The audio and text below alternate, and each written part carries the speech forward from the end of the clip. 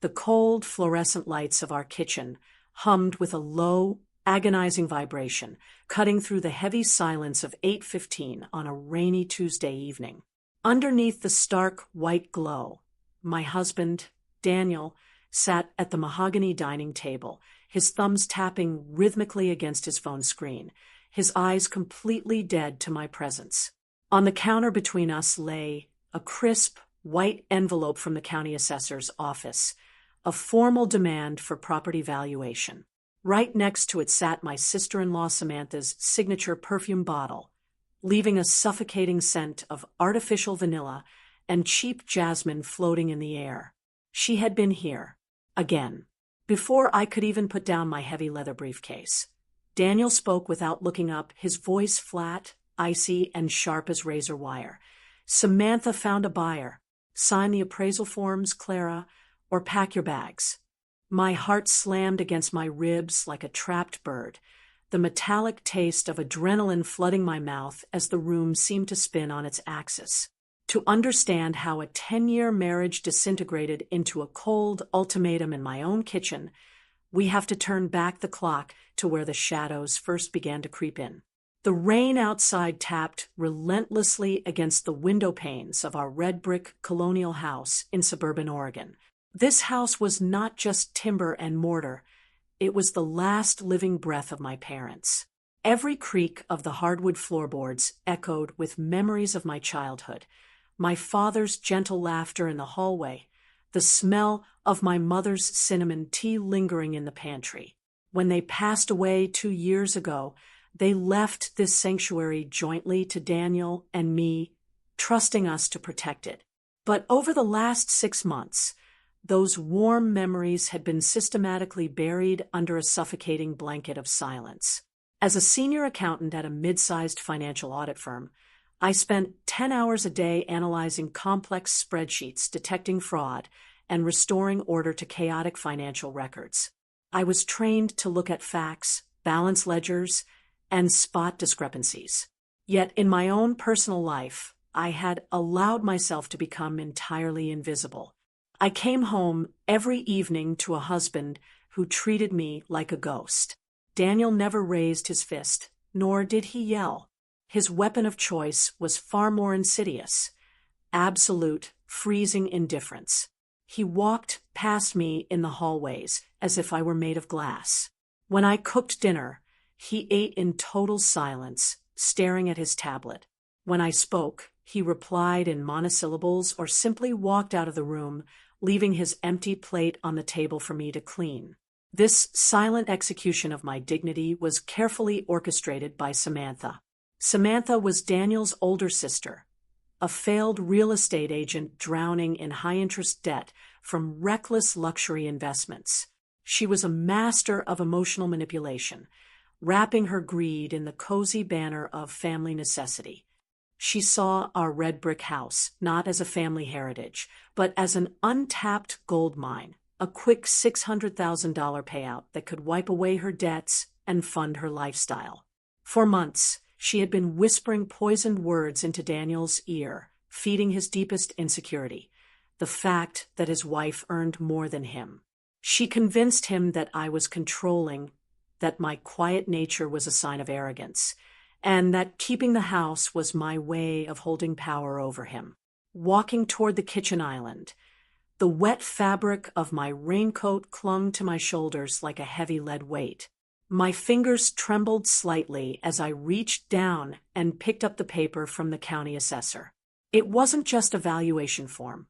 It was an official authorization allowing an outside party to inspect and list the property for immediate sale. Tucked beneath, it was a second document, a private loan agreement where Samantha had drafted terms to borrow against the house's equity the moment it sold. I looked at Daniel. His jaw was tight, his shoulders hunched in a defensive posture.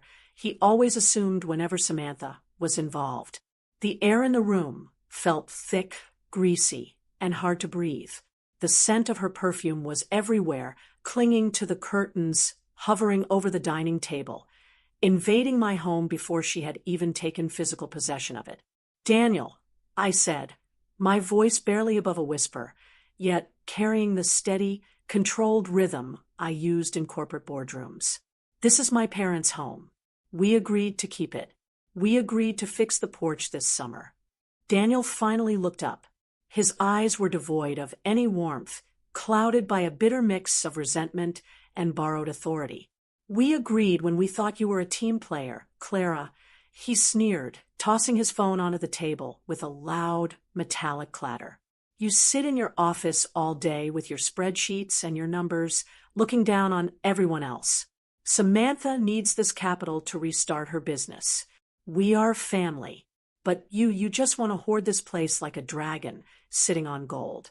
She is using you, Daniel. I replied, stepping closer, holding out the financial paper. Look at the terms. She isn't asking for help.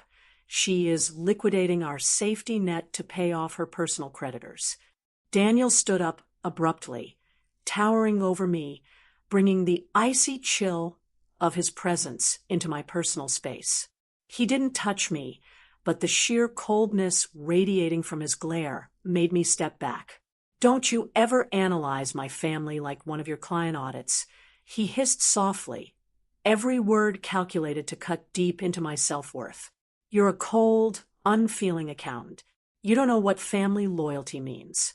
You sign those papers by Friday, or I will file for a forced partition sale, and you can explain to the court why you're ruining this family.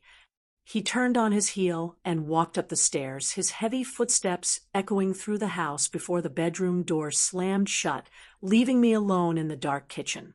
The hum of the refrigerator returned, loud and mocking. I stood frozen in the middle of the room, the white paper crumpled in my fist. Rain lashed against the glass outside, mimicking the storm raging in my chest. For years, I had swallowed my pride. I had excused his coldness as stress, excused his sister's hostility as grief, and buried my own needs to keep a fragile peace. I had played the role of the dutiful, long-suffering wife, believing that if I just gave enough, worked enough, and endured enough, love would eventually return to this house. I looked down at the crumpled paper in my hand. Then I looked at the dark wood of the dining table, where Samantha's perfume bottle sat like a flag planted on conquered territory. Something shifted deep within my soul. The numbness began to burn away, replaced by a cold, crystal-clear realization. My endurance hadn't saved my marriage. It had only funded my own destruction. I didn't cry. I walked over to the trash can, unclasped my hand, and let the valuation paper drop inside. I pulled out my leather notebook, opened my pen with a sharp click, and wrote down 3 words, follow the money. I pulled my phone from my pocket and dialed a number I hadn't called in 2 years, Eleanor Vance, my mother's lifelong friend, and one of the most formidable estate lawyers in the state.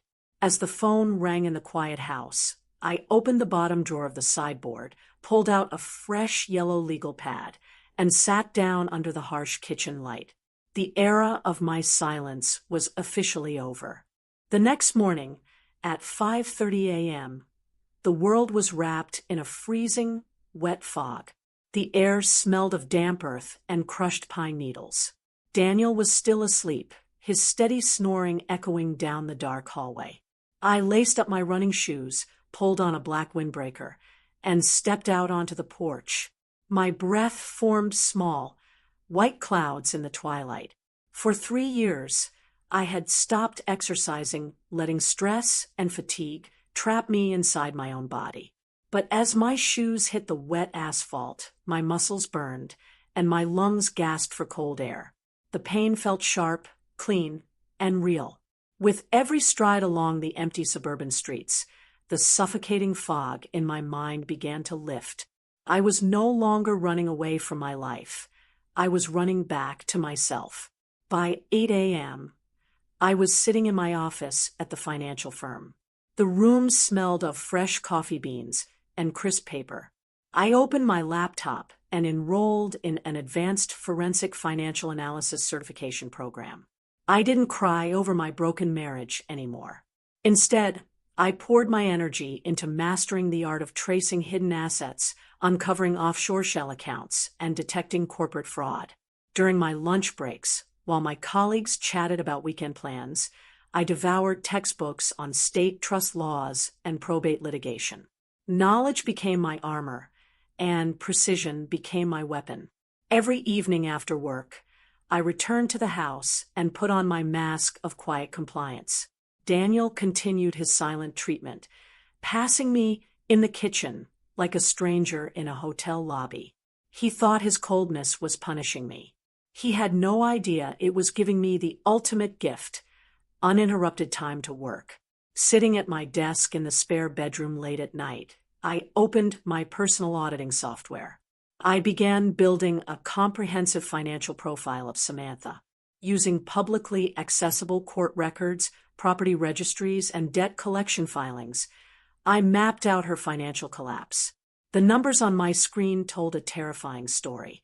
Samantha was drowning in over $200,000 of high-interest credit card debt, unpaid luxury car leases, and failed real estate speculation loans. She didn't want to sell our house to start a new business. She was weeks away from personal bankruptcy and foreclosure on her own condo. 2 weeks into my research, I found the smoking gun.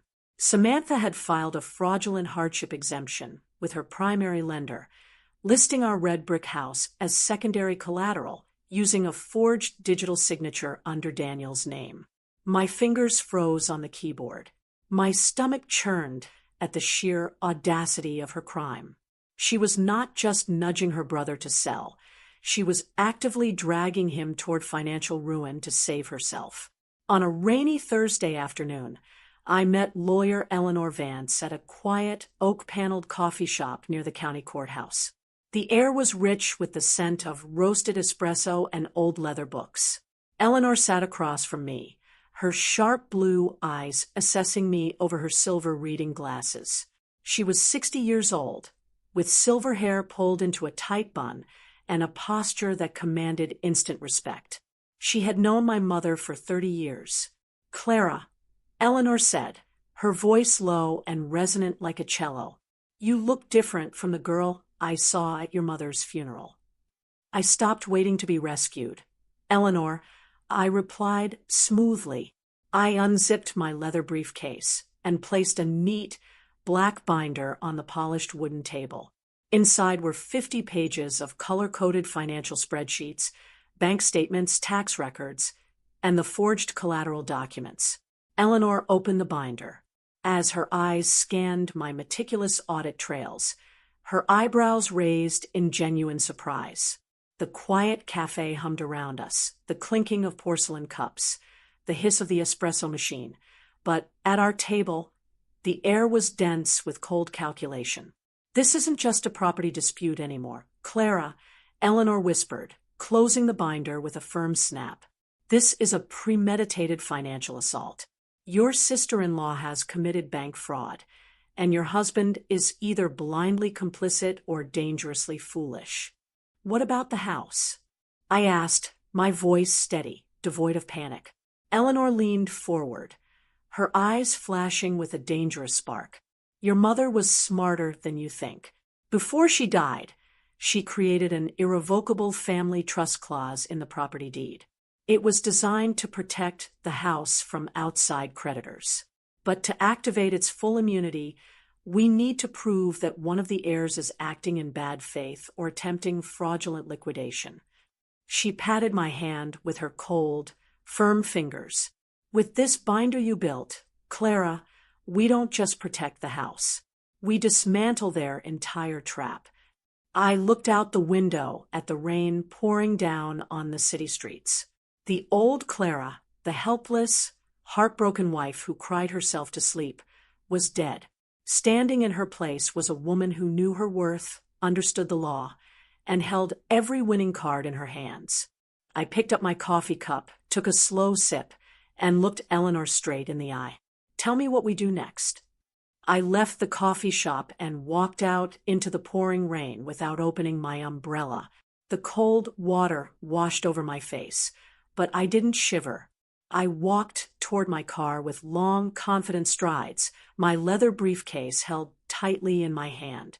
I was no longer afraid of the dark house waiting for me at home. I was ready for the storm. The trap was sprung on a crisp Monday morning in early October. The autumn air smelled of rotting oak leaves and faint wood smoke. I was sitting at my kitchen island, sipping black coffee, when a courier in a blue uniform knocked on the heavy wooden door. He handed me a thick manila envelope and asked for a signature. Inside was a formal court summons. Samantha had officially filed a lawsuit in the county circuit court demanding a forced partition sale of our red brick house. Her legal claim was built on a web of blatant lies. She alleged that I was mismanaging shared family property, blocking necessary maintenance, and causing financial hardship to her brother, Daniel. Attached to the filing was a forged affidavit bearing Daniel's signature, claiming he was being emotionally abused and held financially hostage in his own home. That evening, Daniel packed 2 large leather suitcases. The sound of his zipper ripping through the quiet hall sounded like a tear in heavy canvas. He stood in the doorway of the living room, refusing to look me in the eye. His jaw was clenched, his arms crossed tightly against his chest. "I'm staying at Samantha's condo until the court hearing," he said, his voice flat, hollow, and cold. "You brought this on yourself, Clara. You could have signed the papers quietly. Now, a judge is going to force you out, and everyone in town will know what kind of selfish wife you really are." I didn't argue. I didn't cry. I sat on the linen sofa, hands resting calmly in my lap. "I hope Samantha's condo is comfortable, Daniel," I replied quietly, "because when the truth comes out, neither of you will have a place to hide." He scoffed, turned his back, and slammed the front door behind him. The heavy click of the deadbolt echoed through the empty house. His departure marked the beginning of his ultimate weapon: absolute psychological isolation. For 3 long weeks, he ignored my emails, blocked my phone number, and refused to attend marriage counseling. He thought the icy wall of silence would break my spirit. He expected me to call him sobbing, begging for forgiveness, and signing away my parents' legacy just to feel loved again. He had no idea that his absence was my greatest advantage. In the quiet, echoing rooms of the empty house, I worked with razor-sharp focus. The air smelled of clean polish and cold rain. Every night, under the bright LED desk lamp in the home office, I finalized my defensive strategy with Eleanor Vance. We didn't just prepare a response to the partition lawsuit, we built an ironclad counteroffensive. First, Eleanor formally activated the Family Trust Clause with the State Land Registry. We filed an emergency injunction declaring the property protected under an irrevocable asset protection structure, rendering Samantha's claim completely void under state probate law. Second, we submitted a confidential 90-page forensic audit report directly to the State Judicial Conduct Commission and the Regional Special Investigations Unit. My audit detailed every fraudulent transaction Samantha had attempted, including bank records showing suspicious financial transfers between Samantha's real estate firm and a private holding company linked to the assigned circuit court judge, Stephen Sterling. Samantha and her lawyer had chosen Judge Sterling specifically because they thought he was in their pocket. They believed a corrupt judge and a timid, heartbroken wife would guarantee a quick, profitable victory. They had engineered a public spectacle to humiliate me. They had no idea they were walking directly into a legal minefield I had spent months preparing. On the morning of the trial, a gray Tuesday drenched in heavy Oregon rain, I woke up at 5 a.m. The house was silent, but the air felt crisp, charged with electric clarity. I stood in front of the full-length bathroom mirror and looked at my reflection. The tired, pale woman with swollen eyes was gone. In her place stood a sharp, composed professional. I put on a tailored dark navy wool suit, a crisp white silk blouse, and pointed black leather heels. I pinned a small, silver dragonfly brooch to my lapel, a gift my mother gave me on my college graduation day. I pulled my dark hair back into a tight, flawless bun and applied a shade of deep crimson lipstick. I picked up my vintage leather briefcase, heavy with certified documents, color-coded spreadsheets, and sworn affidavits. I walked out to my car, my heels clicking firmly against the wet concrete driveway. When I arrived at the county courthouse, the grand marble lobby smelled of wet wool coats, floor wax, and stale coffee. People moved past in hushed murmurs. I walked up the wide stone staircase with slow, deliberate steps. My shoulders were back, my head held high. Outside courtroom 3B, Daniel and Samantha were standing near the wooden benches with their lawyer. Samantha was wearing an expensive beige trench coat, a smug, triumphant smile playing on her painted lips. Daniel stood beside her, looking pale, nervous, and hollowed out. As I approached, Samantha leaned toward her lawyer and whispered something, letting out a soft, mocking laugh. She thought this morning was the day she would break me. She thought a woman in a business suit holding a briefcase was just playing dress up. I didn't look at her. I didn't look at Daniel. I pushed open the heavy oak doors of the courtroom and stepped inside, feeling the weight of the moment settle over my shoulders like heavy armor. The stage was set. The storm was here. The heavy oak doors of courtroom 3B shut with a dull thud. Inside, the air smelled of old paper, polish, and stale coffee.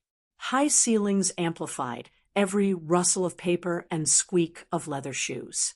Rays of morning light cut through the arched windows, illuminating dust motes dancing above polished mahogany benches. I took my seat at the defense table. My attorney, Eleanor Vance, sat beside me, her hands resting calmly on a thick manila folder.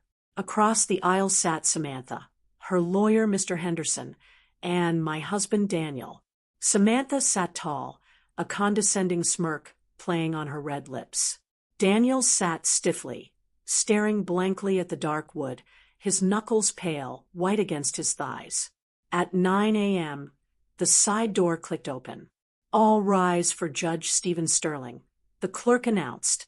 Judge Stephen Sterling stepped onto the bench. He was a broad-shouldered man in his 50s, with thinning gray hair and a heavy jaw. His black robes rustled as he took his seat. He grabbed a wooden gavel, slammed it down with a sharp crack, and adjusted his glasses. "Be seated," Sterling barked, his voice rasping like sandpaper. He flipped through the blue court file with aggressive flicks of his wrist. "We are here for case 24, CV 8890, Miller versus Miller. A petition for partition and forced sale of real property. Let's make this quick. My docket is full." Mr. Henderson rose, adjusting his tie. "Good morning, Your Honor. My client, Mrs. Samantha Miller, representing the interests of co-owner Daniel Miller, petitions for an immediate order to list 412 Elm Street. The defendant, Clara Miller, has unreasonably withheld consent, causing severe economic distress." "Understood," Judge Sterling interrupted, raising a hand to cut him off. He turned his cold eyes toward me. "Mrs. Miller, why are you wasting this court's time and delaying a simple property liquidation? This court does not tolerate obstructionist tactics." Eleanor rose smoothly. "Your Honor, my client is not obstructing. We filed a formal objection backed by financial records and a certified title deed." Judge Sterling slammed his palm onto his desk. The loud thwack made Daniel flinch. "Counselor Vance, I read your preliminary filing." Sterling snapped. "You claim complex financial discrepancies. This is a civil partition court, not a fraud tribunal. I am inclined to strike your evidentiary binder as irrelevant." He leaned forward, pointing a thick finger directly at me. "Mrs. Miller, listen carefully," Sterling sneered, his voice dropping to a harsh growl. You sit there in your neat suit with your briefcase, playing forensic accountant in my courtroom. If you continue to introduce frivolous allegations to stall this proceeding, I will hold you in direct contempt of court. You will spend the weekend in county jail, and I will sign the petition order before lunch. Do you understand me? The courtroom went dead silent. Samantha let out a tiny gasp of satisfaction, leaning back with triumph in her eyes. Daniel kept his head down. I felt my heart pounding, a fast drumbeat, but my hands did not shake. The terror that used to paralyze me in my kitchen was gone, replaced by sharp clarity. I stood up beside Eleanor and looked Sterling directly in his bloodshot eyes. "Permission to speak, Your Honor," I said. My voice did not tremble. It carried cleanly across the room, flat, precise, and unyielding. Sterling's eyebrows shot up. "I suggest you be very careful with your next words, Mrs. Miller." "I am a senior accountant, Your Honor," I said, my words measured like clockwork ticks. "I deal in objective facts and black-letter law. Before you strike our evidence or issue a contempt ruling, I ask that the official record reflect 2 specific documents currently resting on your bench." I reached into my briefcase, pulled out 2 thin blue tab folders, and handed them to the clerk, who placed them directly in front of the judge. "The first document," I continued, pointing calmly at the top folder, "is a certified copy of the irrevocable family trust deed registered 6 years ago by my late mother, Margaret Miller. Under Oregon Probate Code, property held within an irrevocable asset protection trust cannot be partitioned or forced into sale by a civil court without the explicit written consent of the designated trustee." Judge Sterling froze. His hand, reaching for his gavel, paused in midair. He looked down at the blue tab, his heavy jaw tightening. "And who is the designated trustee, Mrs. Miller?" Sterling asked, his voice losing its thunder. "I am, Your Honor," I replied softly. "I have held sole fiduciary duty over 412 Elm Street since my mother's passing. My husband, Daniel, holds a beneficial life interest only. He does not hold legal title. Therefore, this lawsuit has 0 legal standing in this court." Across the aisle, Mr. Henderson blinked rapidly and whispered frantically to Samantha. Samantha's smug smile faltered, her face flushing dark red. She grabbed Daniel's arm so hard her nails dug into his jacket sleeve. "This is an outrageous surprise filing." Henderson stuttered, scrambling up. "Your Honor, they failed to serve this trust deed during discovery. It was recorded in public land registries 6 years ago, Mr. Henderson," Eleanor Vance interjected smoothly. "Public records do not require discovery service. Basic due diligence would have revealed it had your client checked before filing a fraudulent claim."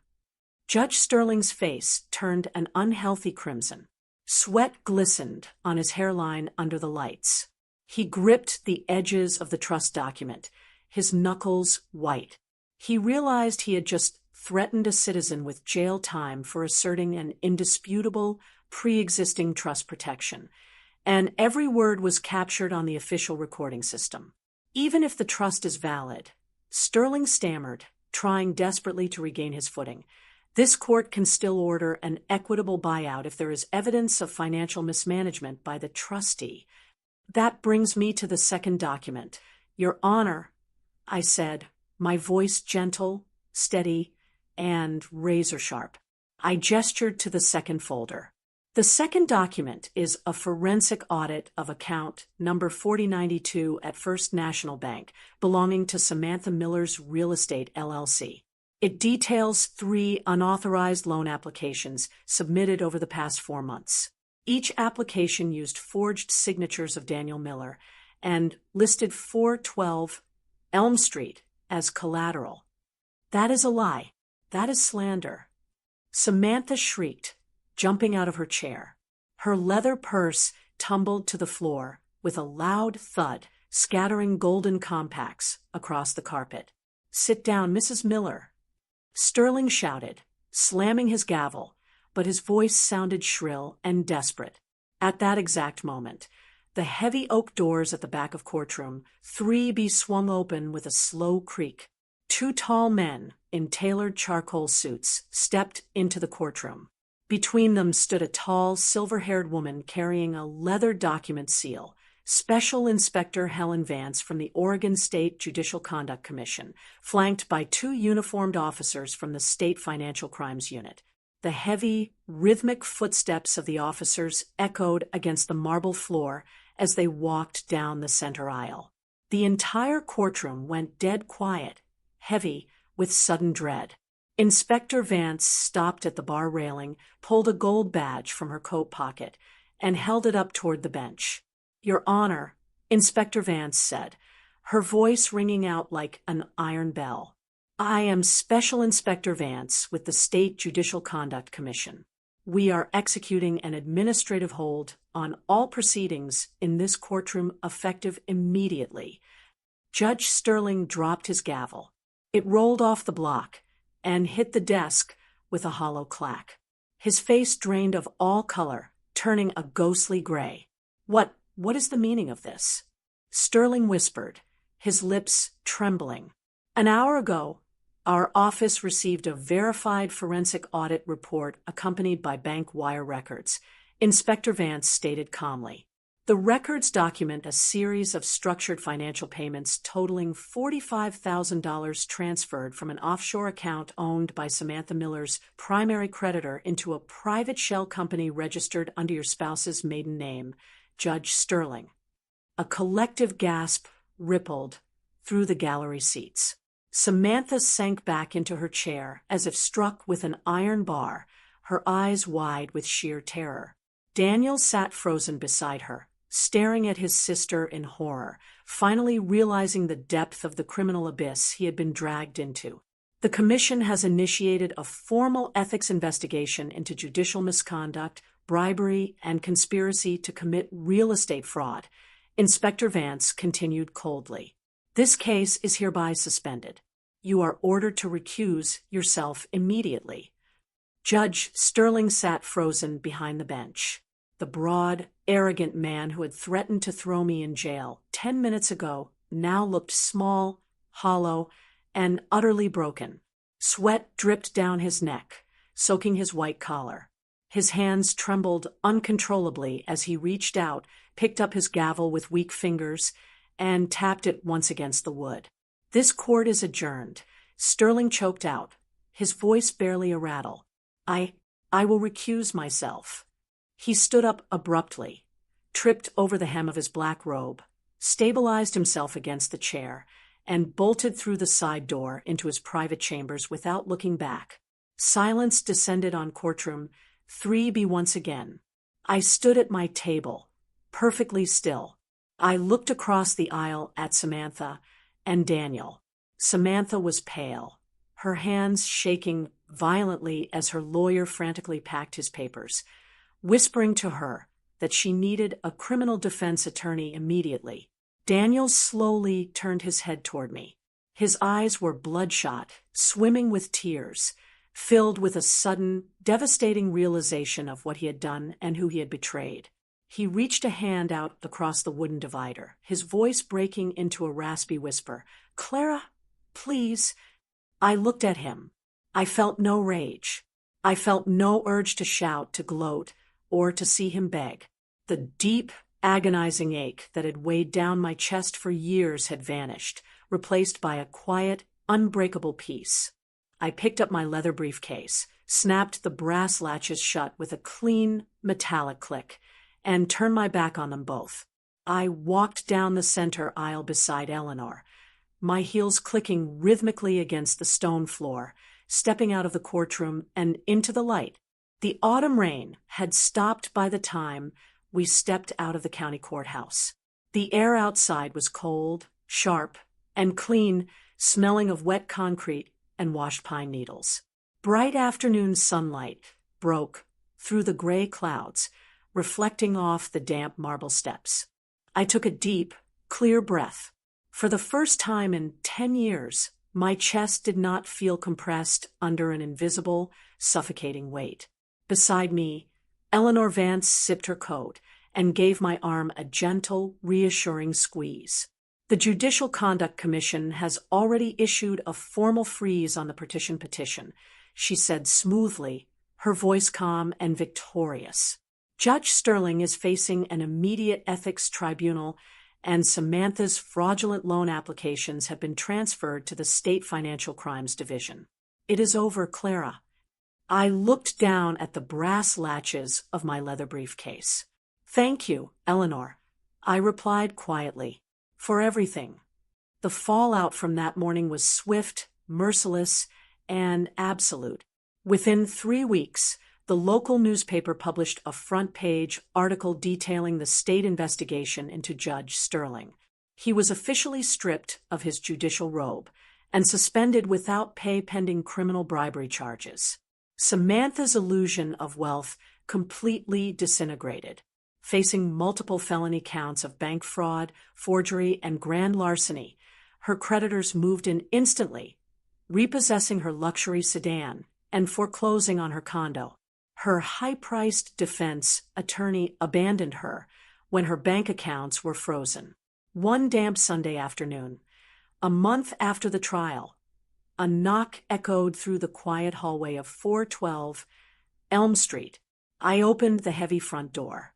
Daniel stood on the porch under the gray sky. He looked broken. His hair was messy, his eyes were bloodshot and sunken, and his worn jacket hung loosely over his slumped shoulders. He smelled faintly of stale coffee and rain. He didn't look like the arrogant husband who had issued ultimatums in my kitchen 6 weeks ago. He looked like a man who had lost his soul.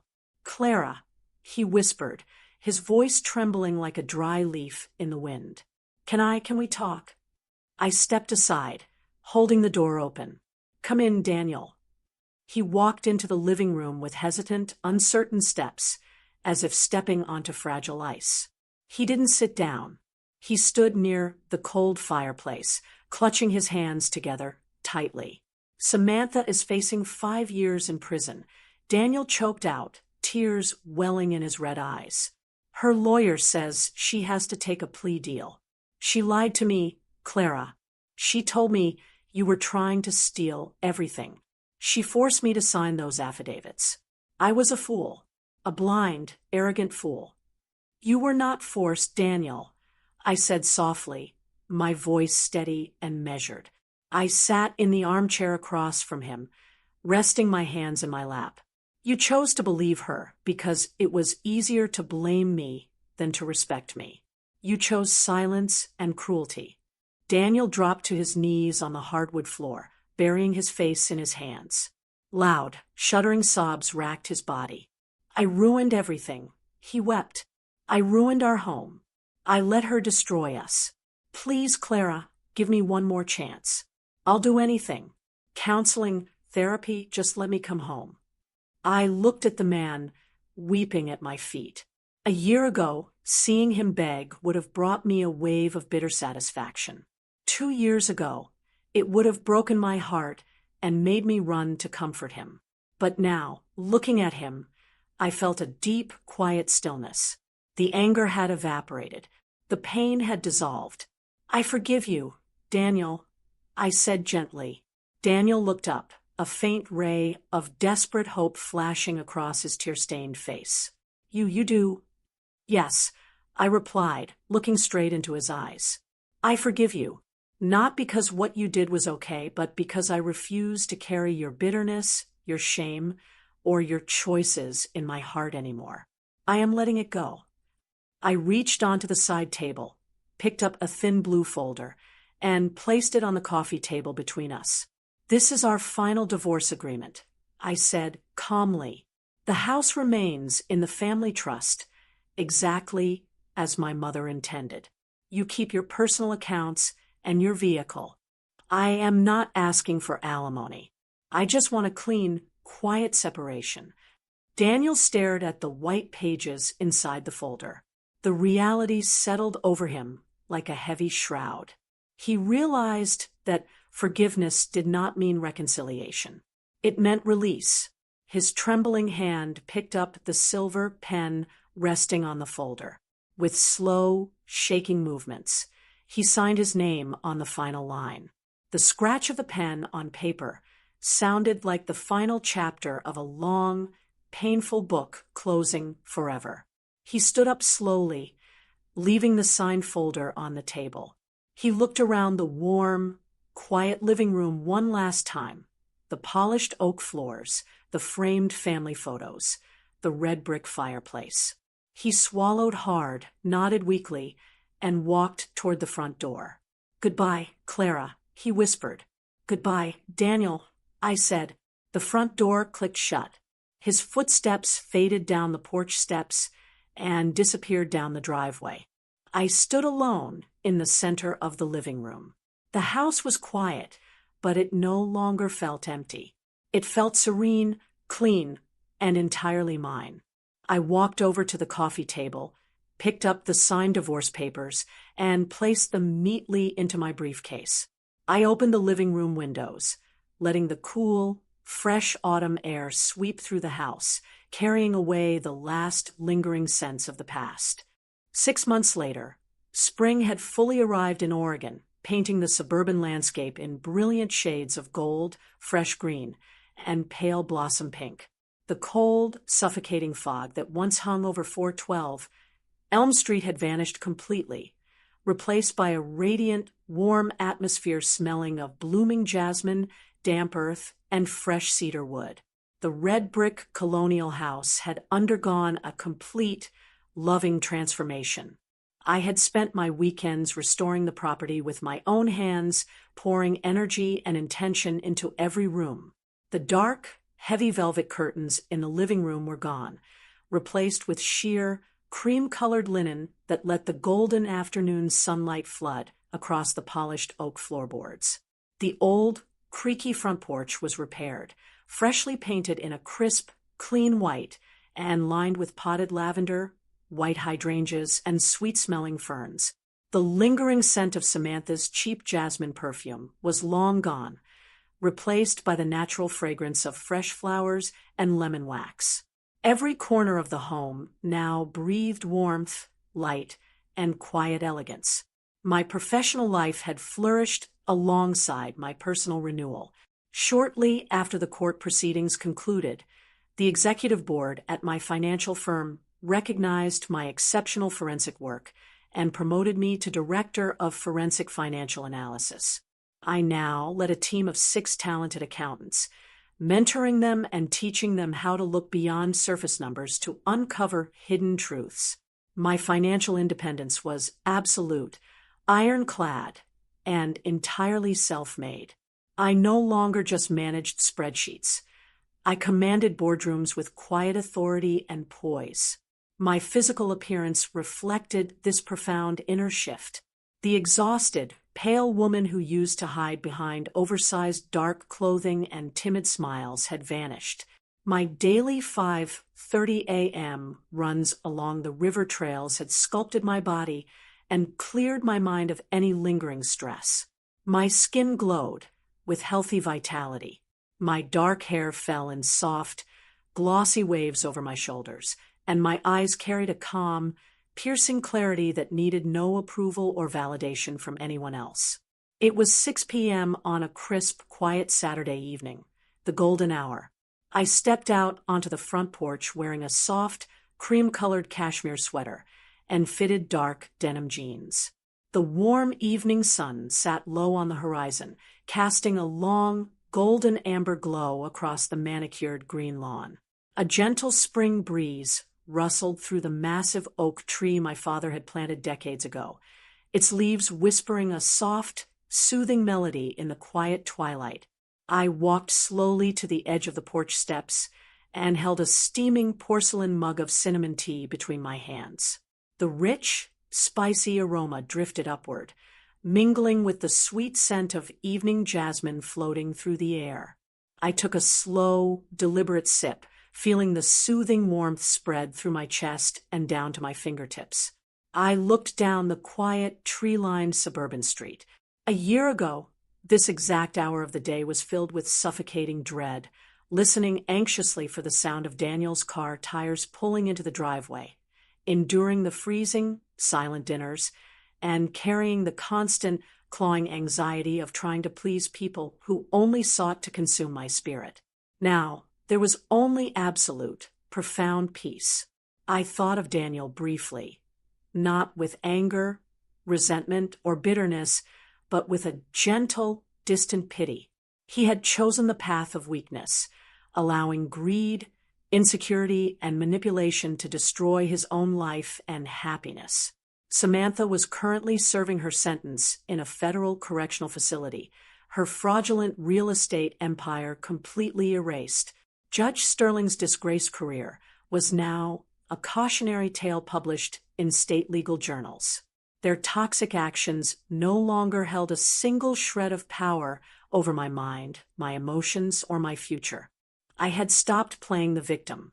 I had stopped waiting for someone else to recognize my worth, save my marriage, or protect my family heritage. I had taken full, unyielding responsibility for my own happiness, armed myself with knowledge, and rebuilt my life on an unshakable foundation of self-respect, truth, and financial mastery. I leaned back against the freshly painted white porch railing, feeling the cool, smooth wood beneath my fingers.